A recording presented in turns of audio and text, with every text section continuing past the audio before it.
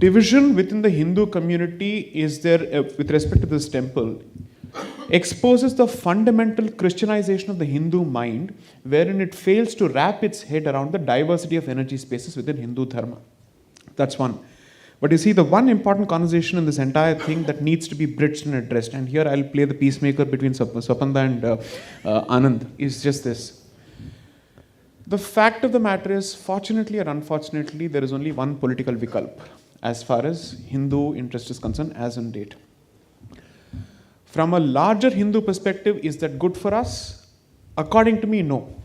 But there is a difference between what should be and what is. The situation today is this. These are the cards on the table at this point.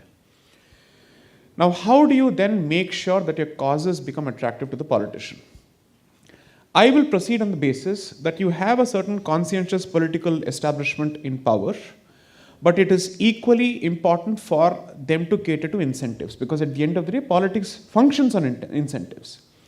Now, therefore, there is a part, let's say, idealism, and then there is a part which is, let's say, purely political in nature.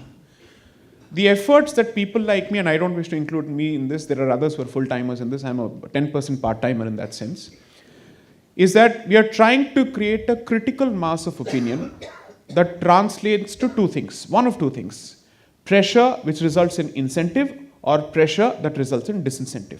It's not rocket science, there's nothing that is close to my chest that I have to hide. This is exactly what's been going on. The hope is that with each passing term, apart from economics, we also address civilizational legacy issues, because that's equally important for political survival, because when I speak of illegal migration, it's not an academic issue. It affects everybody who's in power. And it affects Hindu existence. When I speak of alienation of Hindu land, it affects everybody, because then it is encroachment of our spaces. There's a reason why Ujjain is surrounded by everybody else. Kashi is surrounded by everybody else. Then you go to Kalikambal temple in Chennai, it's surrounded by everybody else except Hindus. Okay?